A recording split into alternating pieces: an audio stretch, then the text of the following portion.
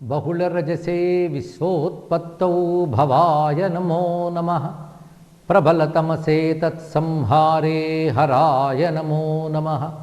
जनसुखकृते सत्त्वोद्रिक्तौ मृडाय नमो नमः। प्रमहसि पदे निस्त्रैगुण्ये शिवाय नमो नमः। शिवाय नमो नमः। शिवाय नमो नमः। టీవీ నేను ప్రేక్షకులకు మహాశివరాత్రి శుభాకాంక్షలు. సంవత్సరంలో మాఘ బహుళ చతుర్దశి నాడు వచ్చేటువంటి శివరాత్రి మహాశివరాత్రి అని చెప్పబడుతుంది. అంటే ప్రతి మాసంలో కూడా బహుళ చతుర్దశిని మాస శివరాత్రి అంటారు. ప్రతి మాస శివరాత్రి శివభక్తులకు వ్రత దినం. ఆ రోజున ప్రత్యేక నియమాలతో శివారాధన చేయడం కొంతమంది భక్తులు చేస్తుంటారు. అయితే ప్రతి మాసం ఉత్కృష్టమైనదే కానీ మాఘమాసంలో వచ్చేది అత్యంత ఉత్కృష్టమై ఇదొక్కటి చేసినా చాలు అని ప్రసిద్ధి వహించింది. అందుకే ఈరోజు శివరాత్రి వ్రత విధానములు శాస్త్రముల్లో బహువిధాలుగా చెప్పబడుతున్నాయి. కొన్ని ధర్మశాస్త్రాల్లోనూ, కొన్ని శైవాగమాల్లోనూ, కొన్ని సంబంధమైన శివపురాణాల్లోనూ చెప్తున్నారు. భారతదేశంలో ప్రతి క్షేత్రంలో కూడాను శివారాధన ఈరోజు అత్యంత విశేషంగా జరుగుతుంది. ఆసేతు సీతాచలం ఎన్నో శివక్షేత్రములు ఉన్న దేశం మనది. అందుకే ఆ సేతు సీతాచలం అన్న మాటలోనే సేతువు అంటే రామేశ్వరుని అర్థం.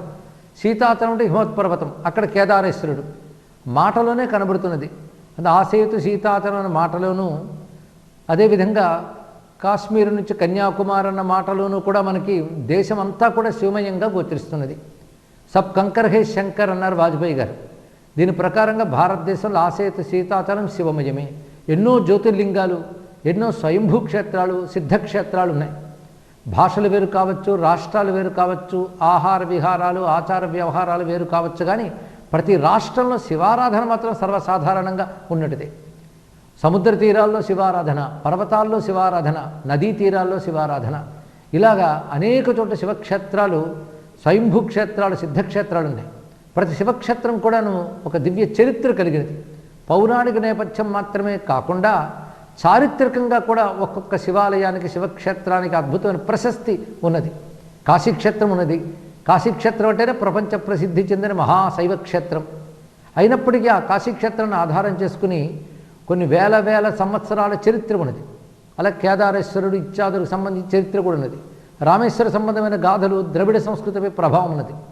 ఇలాగా భవ్యమైన చారిత్రక నేపథ్యం, పురాణం యొక్క బలము ఉన్నటువంటి శివక్షేత్రాల్లో హరహర మహాదేవ నినాదంతో, శివ అభిషేకాలతో, పూజలతో సందడిగా ఉంటుంది ఈ రోజంతా కూడా. శివరాత్రి విధానం ఎలా చేయాలి అనే దాన్ని శాస్త్రం ఎలా నిర్దేశిస్తున్నదంటే, బ్రాహ్మీ ముహూర్తంలోనూ నిద్రలేచి, అంటే సూర్యోదయాత్పూర్వం నిద్రలేచి, ఈరోజు శివరాత్రి వ్రతం చేయబోతున్నాను, నిర్విఘ్నంగా జరిగేటట్టు అనుగ్రహించమని ముందు శివుని ప్రార్థించి గణపతికి నమస్కారం చేసుకొని, అటుపై స్నానాది కృత్యములు చేసిన తర్వాత శివారాధన చేసుకోవాలి. తన ఇంట తాను శివారాధన చేసుకోవాలి. అదేవిధంగా తీర్థస్నానం కూడా ఈరోజు చాలా విశేషమైనది. ఎందుకంటే మాఘమాసం కనుక తీర్థస్నానానికి ప్రాధాన్యం ఇచ్చారు. అటుపై శివక్షేత్రములను, శివాలయాలను దర్శించడం, శివనామస్మరణ చేయడం, రోజంతా ఉపవసించడం, రాత్రంతా జాగరణ చేయడం, ఇది ఈ రోజున ప్రధానమైన విధి. ఉపవాసము, జాగరణ రెండిటికి ప్రాధాన్యం ఉన్నది. ఉపవాసం అంటే ఆహార నియంత్రణ, వారి వారి ఆరోగ్య పరిస్థితులను అనుసరించి ఉపవాసం చేయవచ్చు. అదేవిధంగా రాత్రి జాగరణ, అది శివనామ స్మరణతోనూ, శివచింతనతోనూ, శివారాధనతోనూ జరగాలి. ఇలాగ ఎవరి స్థాయిలో వారు, వేదాది మంత్రములు తెలిసిన వారు వేదమంత్రములతో ఆరాధన చేస్తే, అవి తెలియని వారు శివస్తోత్రములతో, శివనామాలతో ఆరాధన చేస్తారు. ఏదైనా శివుడు భక్తికి సంతోషించే దైవం. ఒక శివ అనే నామాన్ని ఈ సమయంలో అర్థం చేసుకుంటే, శివ అంటేనే మంగళస్వరూపుడు అర్థం. క్షేమము, మంగళము, శుభము, శుద్ధము, శాంతము అని శివశబ్దానికి ఎన్ని అర్థములు ఉన్నాయి.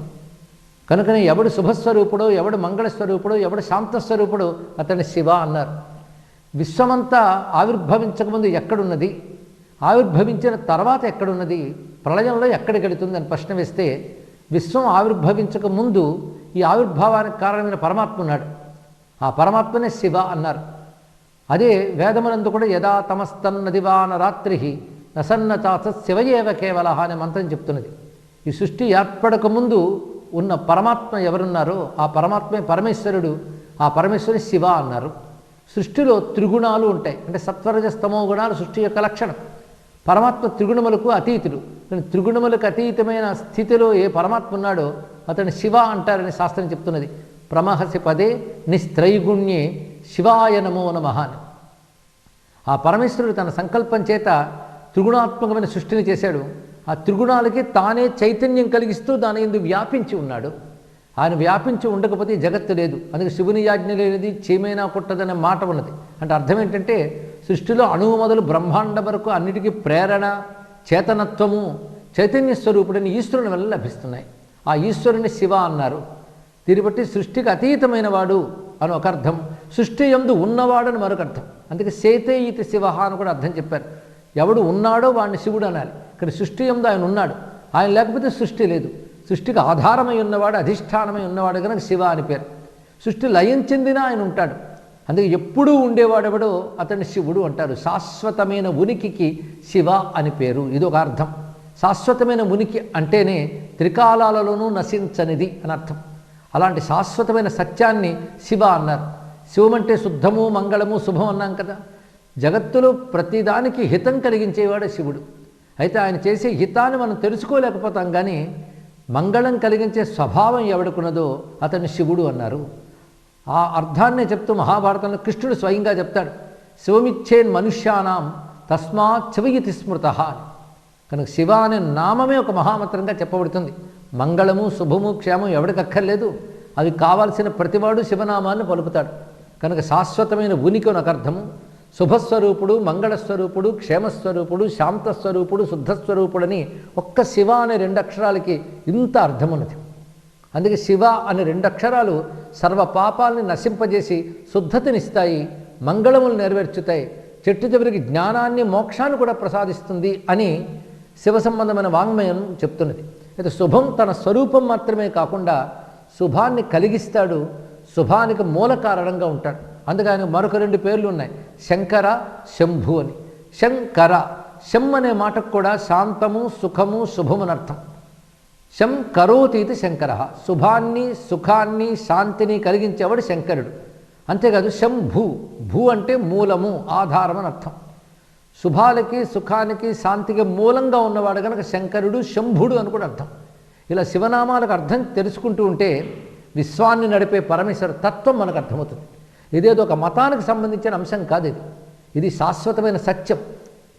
శుభము, మంగళము, క్షేమము, విశ్వవ్యాపకుడు, విశ్వాన్ని నియమించేవాడు ఈశ్వరుని ఎవరైనా అంగీకరిస్తారు కదా. ఆ ఈశ్వరుడికి పేరే శివ. ఆయన శుభాన్ని కలిగిస్తాడు కనుక శంకరుడు, శుభానికి మూలం గనక శంభుడు అని చెప్తున్నారు. అలాంటి శివనామానుకున్న శక్తి సామాన్యమైంది కాదు. విశేషమైన సత్ఫలితాన్ని ప్రసాదించే శక్తి శివనామానుకున్నది. అందుకే శివాయ నమః అనేదే పంచాక్షరి మహామంత్రంగా చెప్పబడుతున్నది. రుద్ర అంటే ఒకటి తీవ్రంగా ఉన్నవాడు, రౌద్ర తేజస్సుతో ఉన్నవాడు అని ఒక అర్థం. ఇంకొక అర్థం రుద్రాహ అంటే దుఃఖద్రావకాహ అని అర్థం, దుఃఖాన్ని పోగొట్టువాడు అని అర్థం. ఒక్క మాటకే 2 అర్థాలు ఉన్నాయంటే అర్థం అంటే ఒక ఈశ్వరుడే 2 పనులు చేస్తున్నాడు. అనుగ్రహించేటప్పుడు ఆయన దుఃఖనాశకుడు, శిక్షించేటప్పుడు ఆయన దుఃఖదాయకుడు. అయితే శిక్ష కానీ అనుగ్రహం కానీ జీవుల కర్మల్ని అనుసరించి చేస్తాడే కానీ తన ఇష్టానుసారం చేయడు. జీవుల కర్మల్ని అనుసరించి చేస్తూ ఉంటాడు. అయితే ఒక దుష్కర్మను అనుసరించి దుఃఖం అనుభవిస్తున్నప్పటికీ కూడా పశ్చాత్తప్తుడే పరమేశ్వరుని వేడుకుంటే ఆ దుఃఖాన్ని ఆయనే తొలగించగలడు. అందుకే రుద్రుని శరణి వేడితే దుఃఖం పోగొడతాడు అని వేదాది శాస్త్రములు చెప్తున్నాయి. ప్రణత దుఃఖ ద్రావకః అనే అర్థాన్ని వేదంలో రుద్ర శబ్దానికి చెప్పారు. రుద్దుఃఖం దక్కు హేతుర్వా తద్రావయతిన ప్రభు రుద్రయిత్యుచ్యతే సద్భిః శివ పరమకారణం అన్నారు.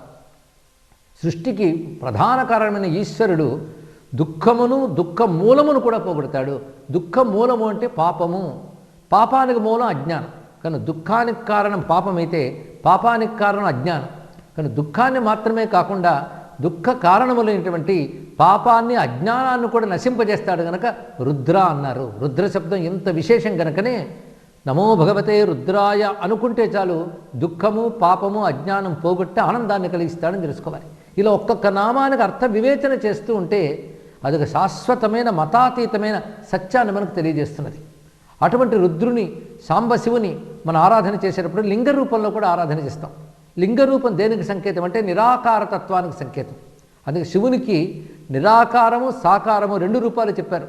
చంద్రశేఖరుడు, జటాజూటధారి, త్రినేత్రధారి, ధవళ శరీరుడు, నీలకంఠుడు అన్నప్పుడు ఒక మూర్తి మనకు స్ఫురిస్తుంది.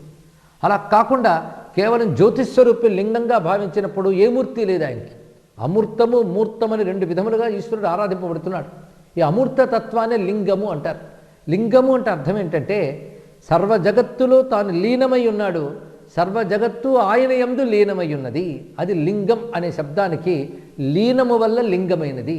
దీని అర్థం తెలుసుకుంటే అంత విశేషమైన భావం ఉన్నదో. అనంతమైన బ్రహ్మాండములన్నీ కూడా పరమాత్మ యందు ఉంటూ ఆయన వల్ల ఉనికి కలిగి ఉన్నాయి.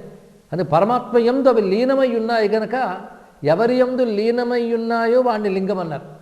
అయితే జగత్తులో అన్నీ కూడా పరమాత్మ యందు లీనమై ఉన్నాయి, పరమాత్మ అన్నిట్లోనూ లీనమై ఉన్నాడు. కానీ అన్నిట్లో తాను లీనమై ఉంటూ అన్నిటినీ తనలో లీనం చేసుకున్నవాడెవడో అతడు లింగము అన్నారు.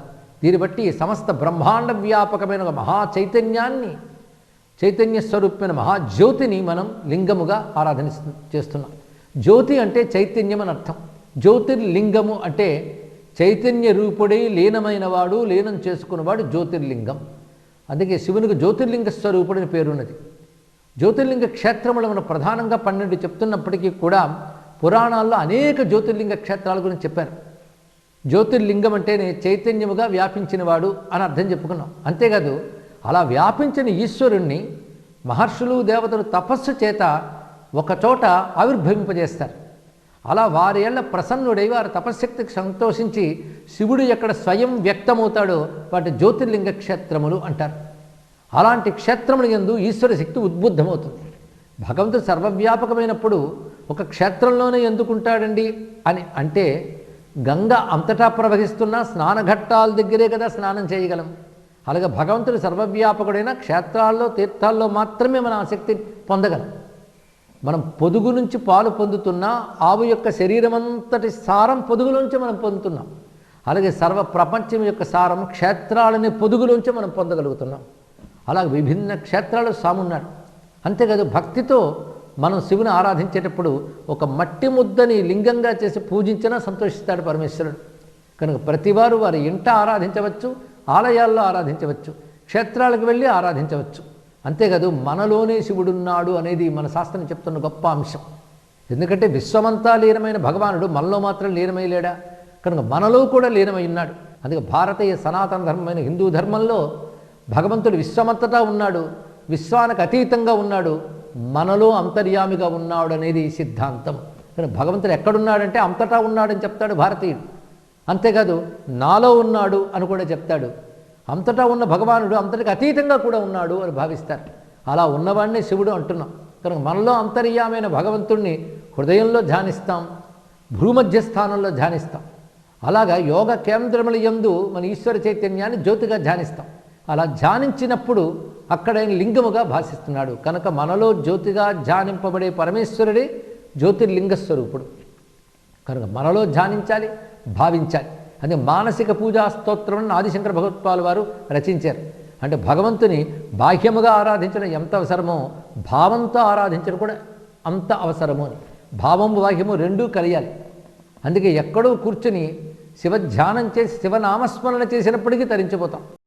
శివుని నామముల యొక్క మహిమని శివపురాణాది వాంగ్మయం చాలా విస్తారంగా చెప్పబడుతుంది. శివపురాణంలోనే శివ సహస్రనామాలు ఉన్నాయి.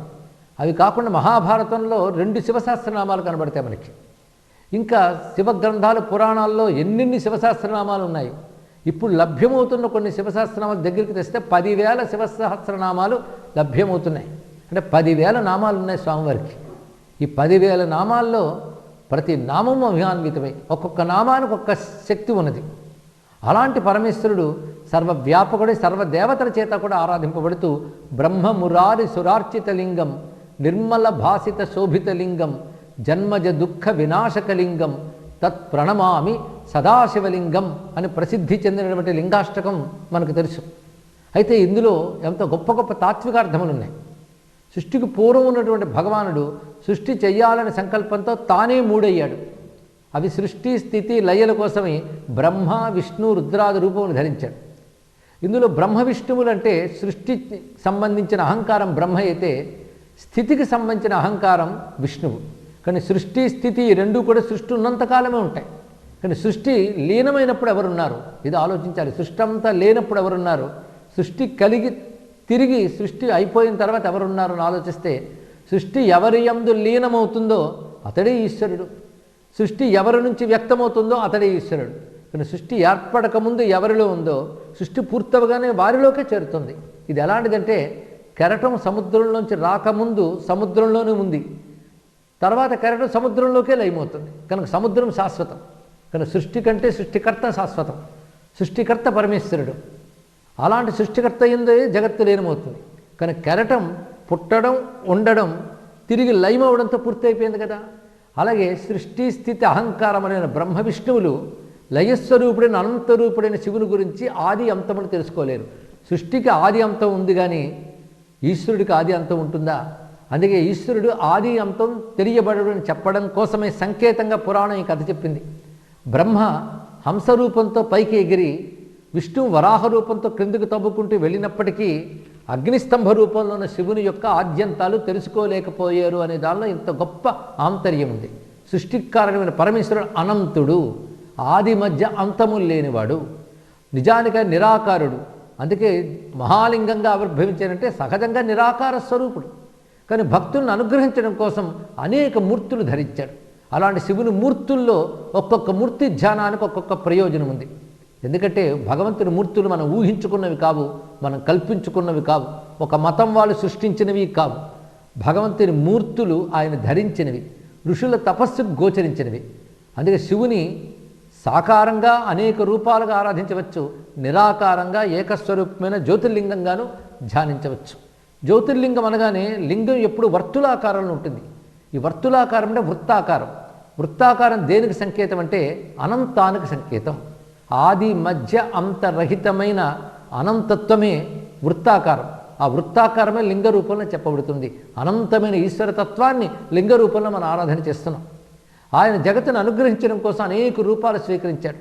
ఆ మాటకొస్తే విశ్వమే విశ్వేశ్వరుని రూపం, అందుకే విశ్వరూపం అనే మాట అంటుంటాం. అంతటా ఆయనే ఉన్నప్పుడు అంతా కలిపి ఆయన రూపమేగా. ఇది ఒక భావం. మరొక భావం, స్వామి ధరించిన రూపాల్లో ఉపాస్య రూపములు కొన్ని ఉన్నాయి. విశ్వము ఆయన రూపం అనేది ఒకటి. ఉపాస్య రూపములు ఏమిటి అంటే శివుడు ధరించిన ఉపాస్య రూపాల్లో ఒకటి దక్షిణామూర్తి అంటారు. దక్షిణామూర్తి అంటే శివుడు ధరించిన గురుమూర్తి. దక్షిణామూర్తిని ధ్యానిస్తే మనకు జ్ఞానం లభిస్తున్నది. కానీ విద్యాస్వరూపంగా గురుమూర్తిగా ఉంటాడు. అర్ధనారీశ్వరుడుగా జగత్తంతా వ్యాపించిన శివశక్తి స్వరూపుడు నేనే అని చెప్తూ అర్ధనారీశ్వరమూర్తిగా ఉంటాడు. అదేవిధంగా నటరాజమూర్తిగా అణువు మొదలు బ్రహ్మాండం వరకు కదిలే చైతన్యమంతా నేనే అనే భావంతో దాన్ని వ్యక్తపరుస్తూ నటరాజ రూపం తుంటాడు. ఇలాగ అనేక రూపాలతో ఉంటూ ఏ రూపం లేకుండా ఉంటూ ఉన్న పరమేశ్వరుని ఆరాధించడానికి ఈ మహాశివరాత్రిని పర్వన్నాడు ఆబాల గోపాలం, పామరులు, పండితులు అందరూ ఆరాధనలో మగ్నులవుతారు, ఆయన అనుగ్రహాన్ని పొందుతారు. అలాంటి పరమేశ్వరునికి అనుగ్రహం సనాతన ధర్మానికి భారతదేశానికి లభించాలని ప్రార్థిస్తూ, భారతదేశంలో ఆసేతు సీతాచలం ఉన్న మహాక్షేత్రాల్లో కొలువై ఉన్న పరమేశ్వరునికి అంజలిస్తూ స్వస్తి.